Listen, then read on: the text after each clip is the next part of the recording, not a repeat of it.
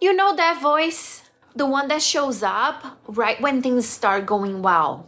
That voice that says, "You're not really the kind of person who changes.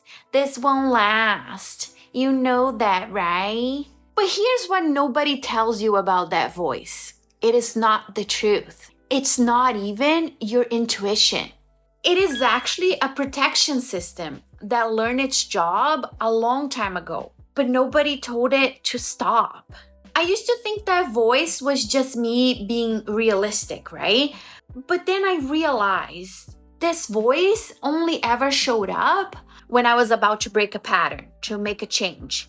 Never when I was stuck, only when I was growing. And understanding that changed everything. So last week I told you the full story. If you haven't watched, I'll link it either here or here. About how I started to rebuild my body the sustainable way and how that eventually led me to face my finances. And I ended the video saying that there's still this voice, the one that tries to pull you back, even when you're doing everything right. And I want to sit with that voice today because I think it is the reason a lot of us are still struggling, even when you know what to do.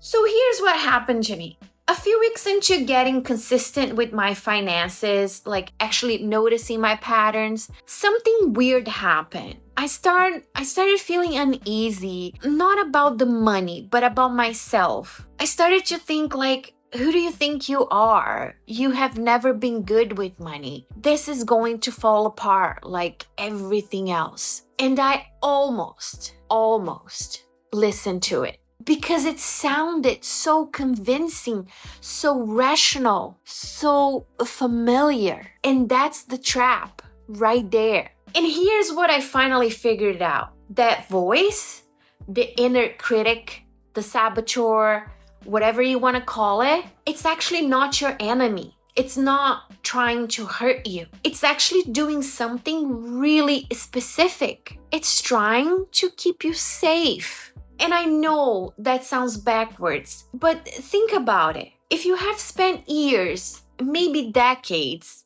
believing you're bad with money or undisciplined or just not someone who follows through, that identity, as painful as it is predictable.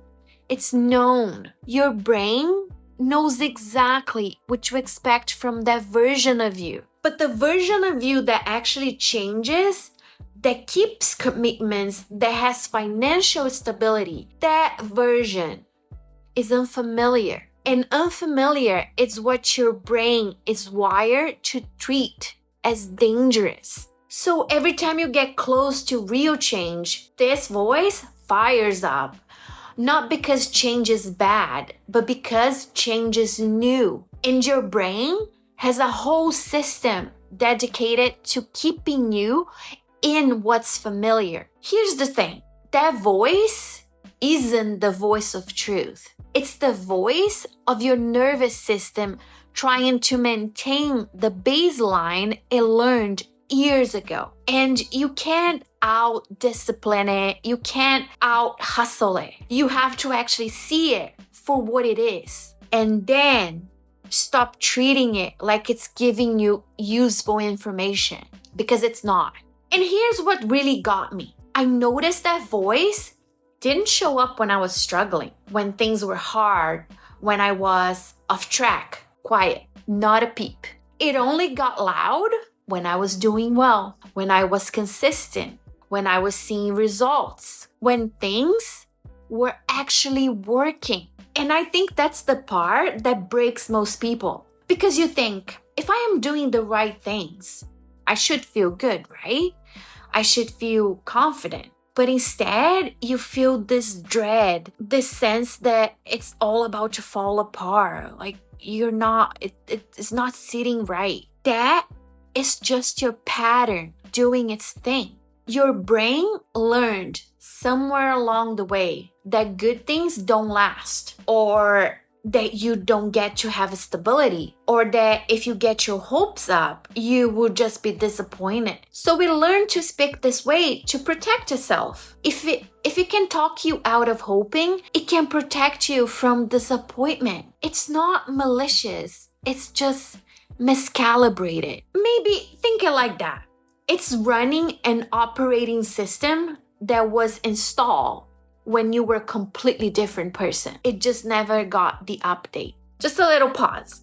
If this is landing, can you hit like? I'm a small channel and it really helps this content reach more people and the algorithm gods to notice me. Okay, now let's dive into what works. So if you can't out-discipline this voice and you can't out-logic with it, then what do you actually do? Here's what worked for me. 3 things. Number 1, name it. I'd start calling mine the security guard because that's what it is, right? It's actually not a judge. It's not a prophet. It's just a very tired, very outdated security guard who thinks anything new is a threat. And that shift from this is the truth about me to this is just my security guard doing its job gave me distance. Instead of believing the voice, I could just notice, oh, there's Marv again. Things must be going well. It sounds almost silly, right? But believe me, it works. Because you stop identifying it with that voice and you start observing it. Number 2, stop arguing with it. I used to try to debate with this voice like, no, I'm good with money now. Look at my spreadsheet. Look at my consistency. And that never worked. Because you can't win an argument with the feeling. Instead, just acknowledge and keep going. Like, yeah, I hear you. I know this feels scary. I'm doing it anyway. And that's the deciding muscle I talked about last week. You don't wait to feel ready. You don't wait for the voice to agree with you. You just act. Number 3, collect the evidence. Your security guard runs on old data. The only way to update it is to let it see over and over that change is actually safe. Every time you follow through and nothing bad happens, every time you do the thing you said you would do and the world doesn't end, every time you handle money intentionally and you are okay, that's data.